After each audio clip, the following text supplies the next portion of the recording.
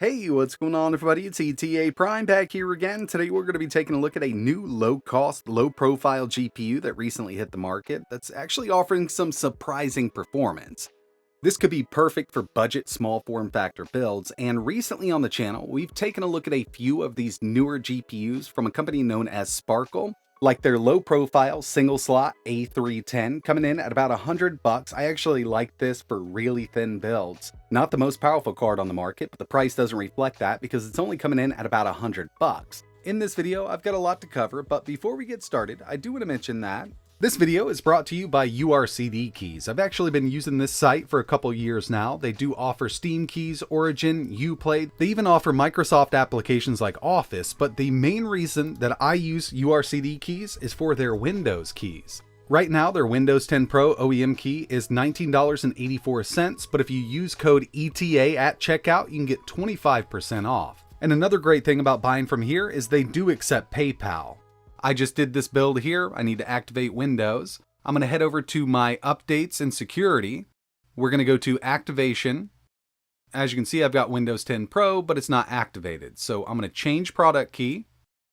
I'm going to paste it in here, choose next, choose activate, and Windows is now activated. They'll email your code once your payment is processed, and that's basically it. If you're interested in picking up cheap Windows 10 keys for your new PC builds, I'll leave a link in the description. Now, if you've got a little more room and you don't mind going with a dual slot low profile card, then one that I can suggest is their new Genie Arc A380. And that's exactly what we're going to be taking a look at in this video. It's not much more than the A310. This is coming in at about $119, and I've seen it on sale for $99, so definitely keep an eye out. But it is a low profile dual slot card, so in some cases it's just not going to fit. It doesn't require any extra power connector. Everything's going to come through that PCIe slot, and it does outperform that A310 by quite a bit. We've also got more RAM coming in with 6 gigs of GDDR6. Dual fan design on top of that aluminum heatsink. It also comes with that low profile bracket plus regular size bracket if you need to put this in a larger PC.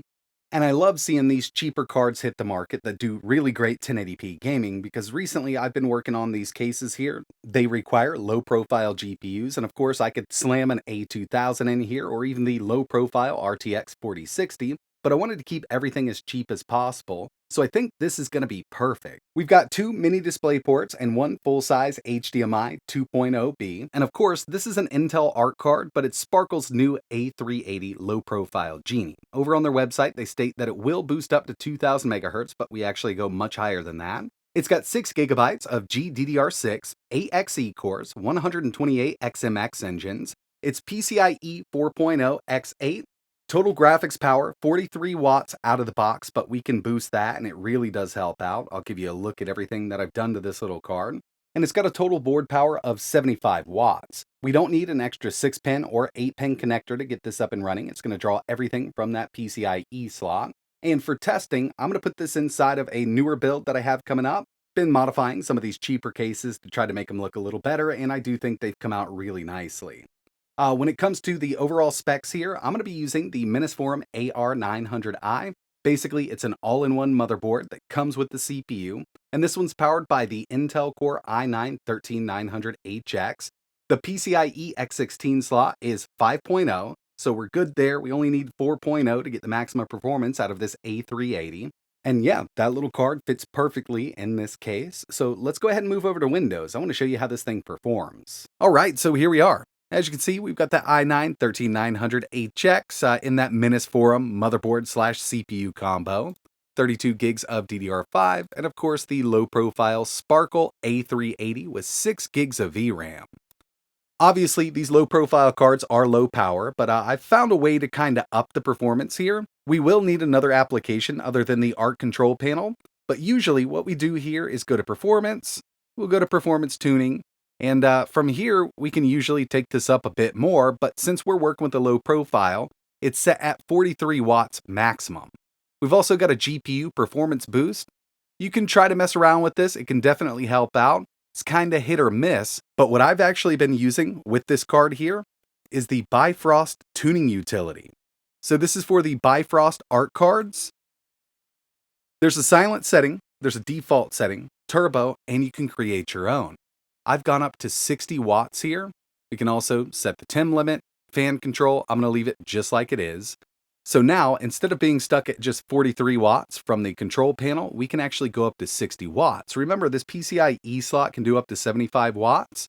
And I'll show you exactly how this is working. I'm going to disable the Bifrost tuning utility real quick.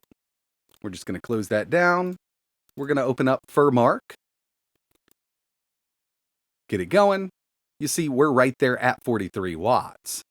Now, again, we can do a little bit of tweaking from here, but going down, you'll see exactly what we have it set at.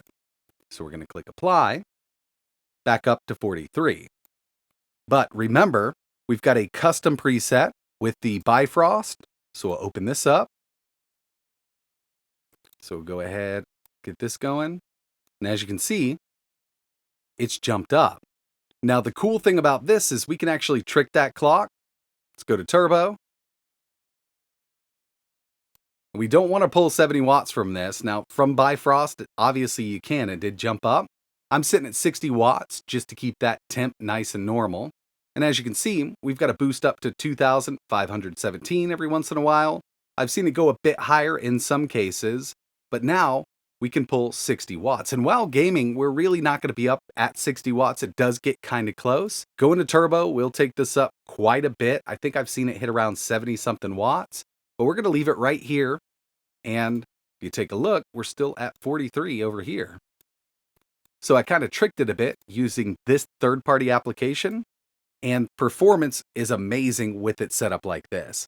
We're not going to hit thermal throttle the way it is. We can always do a fan adjustment if we want to from Bifrost or a ARC control panel, but I'm going to leave it where it is. First thing we've got here are some benchmarks. Checking out some OpenCL performance using the Geekbench 6 benchmark. Over on the left-hand side, stock clocks, stock TDP, 36,374, but with that up TDP, a little bit of an overclock there, 39,838. So yeah, nice little bump in performance.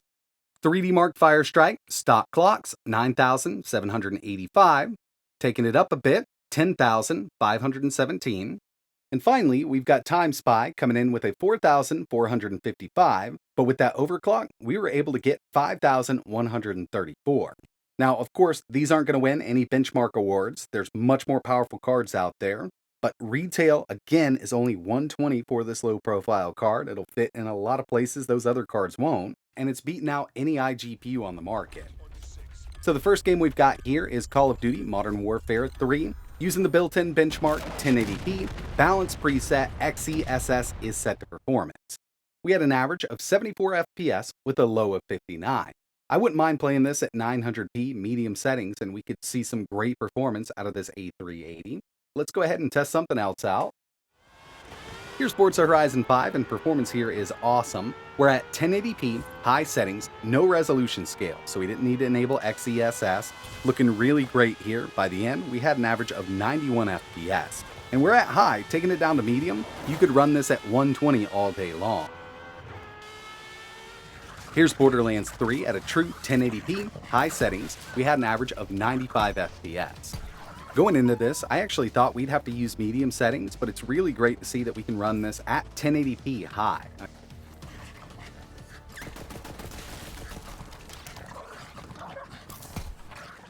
Here's Fortnite. I personally don't play it, so I don't know exactly what to do here, but we are at medium settings, 100% resolution scale, 1080p.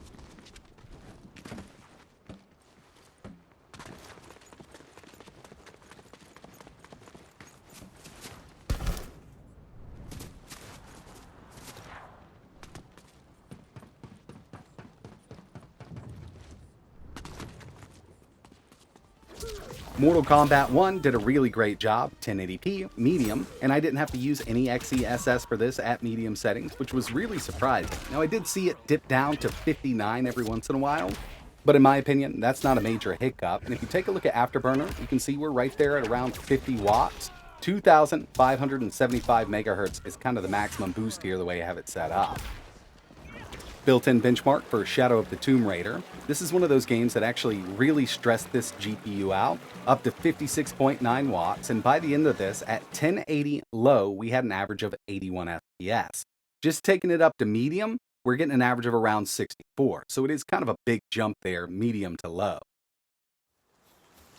Pal World was the only game I had to drop down to 900 key, and this kind of is the case with the game itself. It's definitely newer, not from a huge developer, so more optimizations need to be had. And the only kind of scaling we have here is DLSS.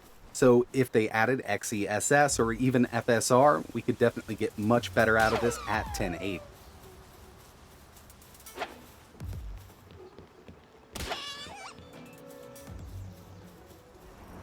And the final game I wanted to test here was Cyberpunk 2077. With all of the new driver updates that Intel has been putting out for these ARC cards, we're seeing some great performance out of this game. When ARC initially released, we were hard-pressed to run this on one of their higher-end cards at over 60 FPS, but now, even on this $120 card, 1080p, we're getting an average of around 72 FPS.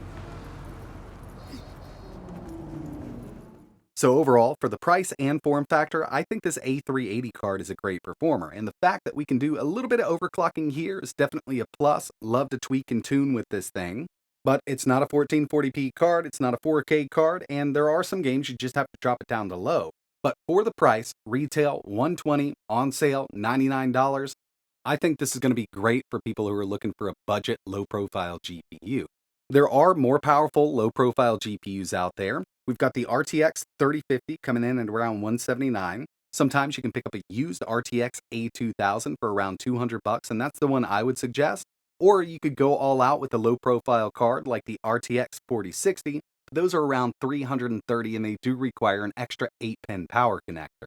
This one doesn't need anything else. You just slam it in the system and go. And yeah, I mean, if you're interested in learning a little more, maybe picking one of these up, I'll leave some links down below. And if you're interested in seeing anything else running on this Sparkle A380 low-profile Genie card, let me know in the comments. But that's it for this one. And like always, thanks for watching.